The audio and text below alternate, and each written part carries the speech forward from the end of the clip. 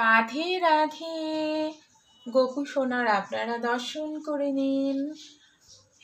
আজ গীতার দ্বিতীয় অধ্যায় সাংখ্য যোগ পাঠ করব, আপনারা শ্রবণ করুন। রাধে রাধে। শুরু করি। শ্রী ভগবান বলিলেন, হে অর্জুন, এই সংকটকালে আর্যগণের অযোগ্য স্বর্গগতির প্রতিবন্ধক ও অজস্কর এই মোহ তোমাতে কোথা হইতে আসিল? হে অর্জুন, ক্লীবভাব আশ্রয় করিও না, এইরূপ কাপুরুষতা তোমার শোভা পায় না। হে শত্রুতাপন, হৃদয়ের এই তুচ্ছ দুর্বলতা ত্যাগ করিয়া যুদ্ধার্থ উত্থিত হও। অর্জুন বলিলেন, হে শত্রুমর্দন, হে মধুসূদন, ভীষ্ম দ্রোণাদি আমাদের পূজনীয়, তাহাদের সহিত বানাদির দ্বারা কিরূপে প্রতিযুদ্ধ করিব?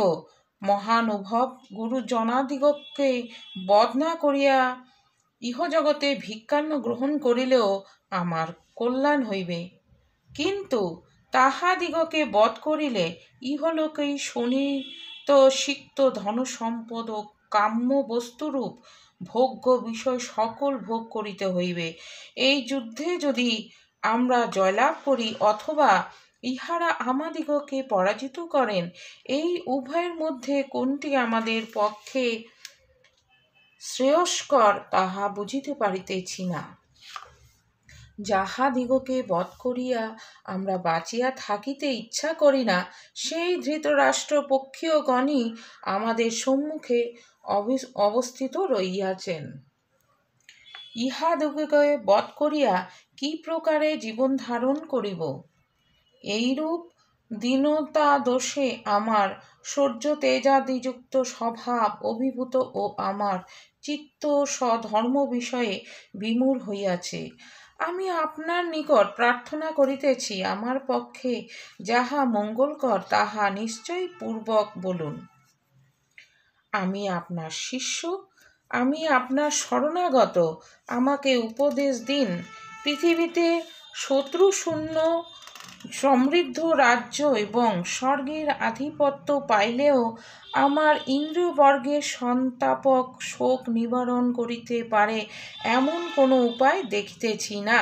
সঞ্জয় বলিলেন, শত্রুতাপন জিতনিদ্র অর্জুন শ্রীকৃষ্ণকে এইরূপ বলিবার পর আমি যুদ্ধ করিব না বলিয়া নীরব হইলেন। হে ধৃতরাষ্ট্র, শ্রীকৃষ্ণ উভয় সেনাদলের মধ্যে বিষাদকারী অর্জুনকে যেন হাসিতে হাসিতে এই কথা বলিলেন। শ্রী ভগবান বলিলেন, যাহাদিগের জন্য শোক করা উচিত নহে তাহাদিগের জন্য তুমি শোক করিতেছ, অথচ প্রাজ্ঞের মতো কথা বলিতেছ। পণ্ডিতগণ মৃত বা জীবিত কাহারও জন্য শোক করেন না। পূর্বে আমি কখনো ছিলাম না এমন নহে, তুমি কখনো ছিলে না তাহা নহে, বা এই নৃপতিগণও ছিলেন না ইহা সত্য নহে। এই দেহ ধারণের পূর্বে আমরা সকলে নিত্য আত্মারূপে বিদ্যমান ছিলাম। এই দেহত্যাগের পরেও যে আমরা কেহ থাকিব না ইহাও নহে। বর্তমানে দেহ সত্ত্বেও আমরা নিত্য আত্মীয় স্বরূপে বিদ্যমান আছি এবং দেহান্তে ভবিষ্যতেও নিত্য আত্মারূপে বিরাজমান থাকিব। যেমন দেহীর এই দেহে কৌমার, যৌবন ও জরা ক্রমে উপস্থিত হয়, তাহাতে দেহীর কোনো পরিবর্তন হয় না। সেইরূপ দেহান্তর প্রাপ্তিতে দেহী অবিকৃত থাকেন। মৃত্যু দৈহিক বিকার মাত্র, এই জন্য দেহান্তর প্রাপ্তি বিষয়ে জ্ঞানীগণ মোহগ্রস্ত। হে কুন্তেয়, ইন্দ্রিয়ের সহিত বিষয়ের সংযোগেতু শীত ও উষ্ণ, সুখ ও দুঃখাদি দ্বন্দ্ব অনুভূত হয়, কিন্তু এই সকল দ্বন্দ্ব উৎপত্তি বিনাশীল, অতএব অনিত্য। হে অর্জুন,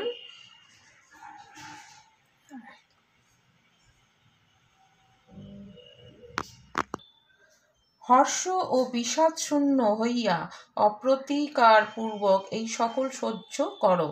কারণ হে পুরুষ শ্রেষ্ঠ সুখে দুঃখে অবিচলিত, যে জ্ঞান ব্যক্তিকে শীতোষ্ণাদি দ্বন্দ্ব বিচলিত করিতে পারে না, তিনি অমৃত লাভের প্রকৃত অধিকারী। প্রত্যক্ষাদি প্রমাণের গোচর হইলেও শীতোষ্ণাদি উৎপত্তি বিনাশশীল বলিয়া অসৎ। ইহাদের পারমার্থিক অস্তিত্ব নাই, কিন্তু আত্মার পারমার্থিক সত্তা আছে। অজ্ঞদের অভিজ্ঞাত হইলেও আত্মার কখনো অনস্তিত্ব হয় না। তত্ত্বদর্শীগণ সৎ ও অসৎ উভয়ের যথার্থ স্বরূপ উপলব্ধি করিয়াছেন। রাধে রাধে। আজ এই পর্যন্তই। পরের পাঠ আবার পরের ভিডিওতে আপনাদেরকে শ্রবণ করাবো। আপনারা ভালো থাকুন, সুস্থ থাকুন। রাধে রাধে। রাধে রাধে। নমস্কার।